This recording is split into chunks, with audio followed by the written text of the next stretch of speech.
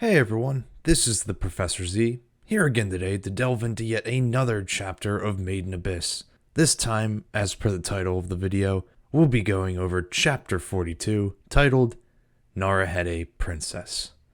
So, before we even get off the first page, we get a brief statement by Faputa, which foreshadows future events in this chapter. So Zu, what I wanted came out. That sounds very suggestive! This, of course, foreshadowing some form of familiarity between Faputa and Reg.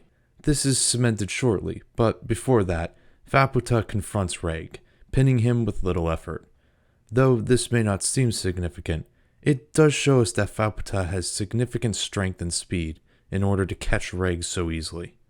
There is no malicious intent behind Faputa's movements, though, which gives Reg a moment to analyze her.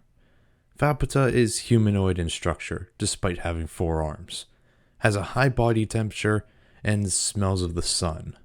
Whatever the sun smells like, I suppose. Reg actually isn't certain if Faputa is a Narehate, because she's not like the Narehate of the village, instead sharing more traits with Nanache, furthering the question as to who Faputa is and where she came from. Faputa then examines Reg's arm, or lack thereof, in which she states Reg's name. Now, this is significant for a few reasons. The first, and possibly most significant, goes back to the beginning of this story.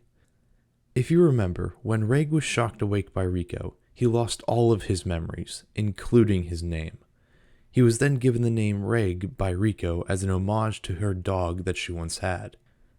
So, unless Faputa happened to hear Reg's name while observing the group earlier, there's no way for her to have known Reg's new name, even if they had met in the past, prior to the start of this story. As Faputa states Reg's name, we actually have a flashback into Regs Memories.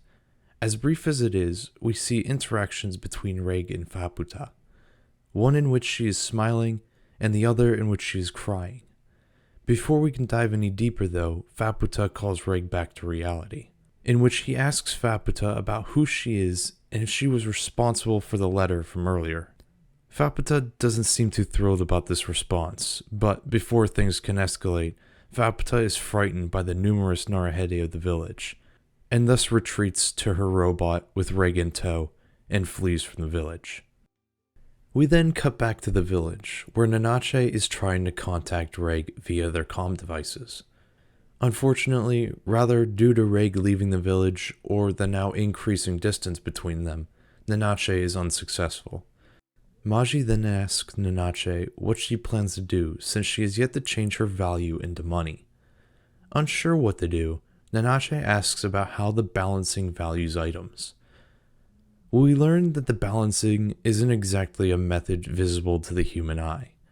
Instead, the balancing peers into the very soul of a person to determine an item's value to said person.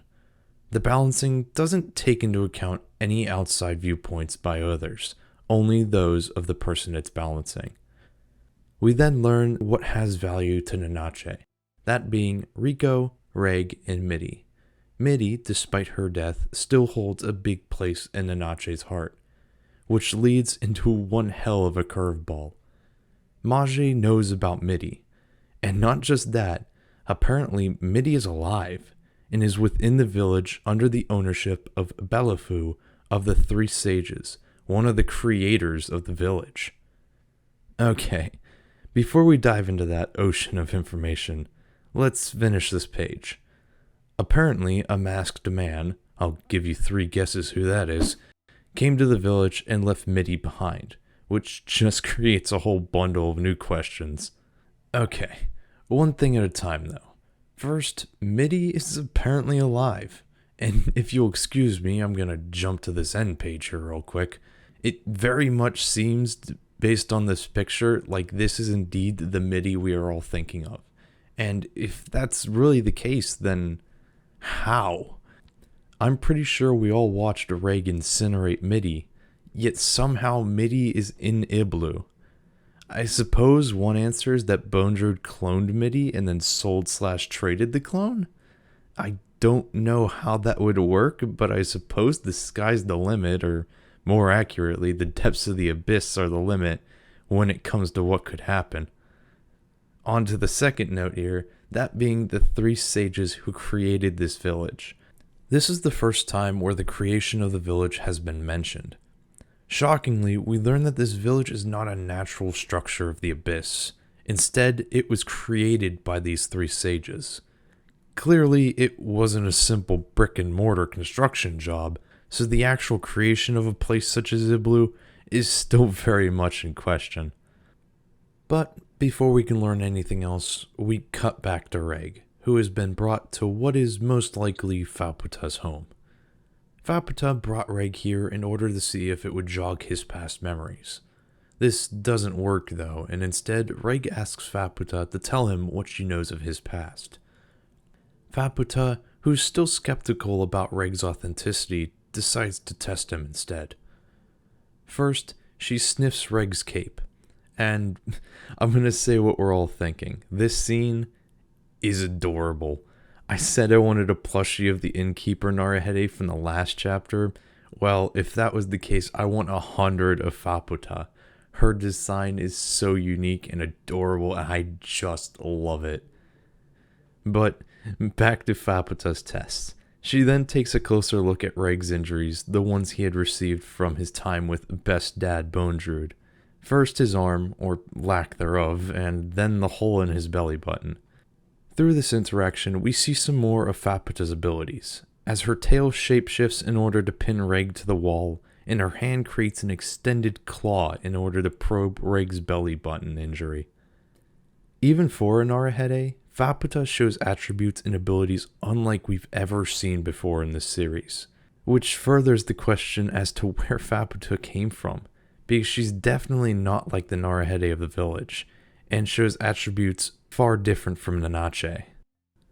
After probing Reg's belly button, Faputa asks Reg about his haku, meaning highest value thing, an item or person of the highest importance. To be specific, Faputa states that past Reg once told her that he would bring his haku back with him.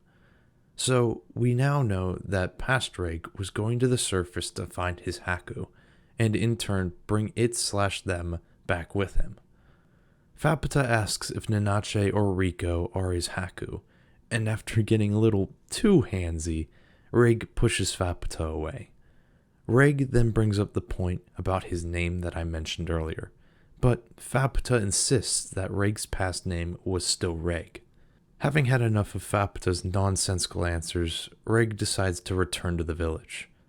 Faputa is clearly unhappy about Reg's departure, but does nothing to stop him. Instead, it looks like Faputa was wounded quite heavily by Reg's sudden changes. Faputa, despite having higher intellect than the average Narehate, seems to still have a childlike mindset, having a hard time being specific when speaking with others, possibly due to her being alone in the abyss. For as far as we've seen so far in this story, the only companion she has is her robot buddy. After leaving Faputa's home, Reg has a brief encounter with her robot buddy, but he does not interact with him, he merely observes. As Reg makes his way back towards the village, he contemplates everything that had just happened, and wonders that if he were to regain his memories, would he still be the same person he is now? As he contemplates these things, Reg notices flower petals raining down from above, as well as countless name tags. The petals are from the Eternal Fortunes flower, used for celebrations and funerals on the surface, and considering the name tags with "Enter name here returns to the abyss," we can assume it's the latter. What this means is kinda up in the air. It's possible that these tags and petals are extremely old, and are just now making it this far into the abyss, or they're all recent and something very bad is happening on the surface. So, that's where the chapter comes to a close. There's a lot that went on in this chapter, from the introduction of Faputa to the three sages, and even the resurrection/cloning of Midi. As we go further into this new arc of the manga, the crazier things seem to get.